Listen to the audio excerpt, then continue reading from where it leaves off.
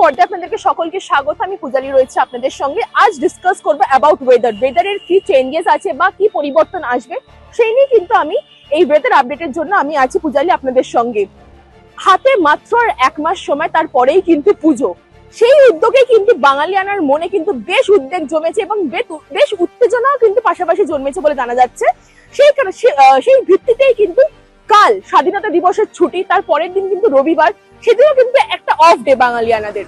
তার জন্য কিন্তু অনেক বাঙালি ডিসাইড করেছিলেন যে কিভাবে তারা এই ছুটিটা উপভোগ করবেন বা কিভাবে তারা শপিং এর প্রিপারেশনস নেবেন বলে তারা সিদ্ধান্ত নিয়েছিলেন। কিন্তু একই সেই কাণ্ড, যেরকম বৃষ্টি চলছে সেরকমই বৃষ্টি কিন্তু জারি রয়েছে। পশ্চিমবঙ্গের সাথে সাথে কিন্তু উত্তরবঙ্গে জানা যাচ্ছে এই ভারী থেকে অতি ভারী বৃষ্টির কিন্তু সতর্কতা জারি করা হয়েছে আবহাওয়া দপ্তরের পক্ষ থেকে। এবং তার পাশাপাশি আরেকটা জিনিস আমি বলে রাখবো, অনেক জেলায় যেমন 24 পরগনা, বর্ধমান সহ একাধিক জেলায় কিন্তু বজ্র বিদ্যুৎ সহ ভারী বৃষ্টির পূর্বাভাস রয়েছে।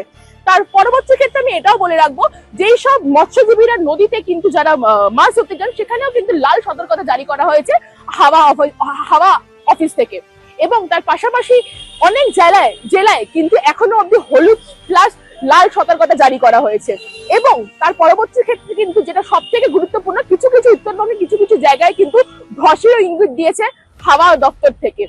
এবং তার সাথে সাথে আমি সব থেকে বড় যেটা গুরুত্বপূর্ণ, আপনারা যারা রাস্তায় বেরোবেন বা যারা ছুটি উপভোগ করতে, যারা কালকে স্বাধীনতা দিবস এবং বা রবিবার ছুটি কাটাতে যারা বেরোবেন, আমি এখনো অব্দি বলে রাখবো তারা কিন্তু ছাতা নিতে ভুলবেন না এবং রেনকোট নিতে ভুলবেন না। কারণ কি, এখনো অব্দি বৃষ্টির পূর্বাভাস কিন্তু কাটেনি। উত্তরবঙ্গের সাথে সাথে কিন্তু দক্ষিণবঙ্গের বৃষ্টির পূর্বাভাস রয়েছে এবং একাধিক জায়গায় কিন্তু লাল সতর্কতা জারি করা হয়েছে হাওয়া অফিসের তরফ থেকে। এবং তার সাথে সাথে কিন্তু বেশ কিছু জেলায় কিন্তু বজ্র বিদ্যুৎ সহ ভারী বৃষ্টির পূর্বাভাস রয়েছে। এবং যেসব মৎস্যজীবীরা মাছ ধরতে মাছ সমুদ্রে যান তাদেরকে কিন্তু লাল সতর্কতা দাবি করা হয়েছে হাওয়া অফিসের তরফ থেকে।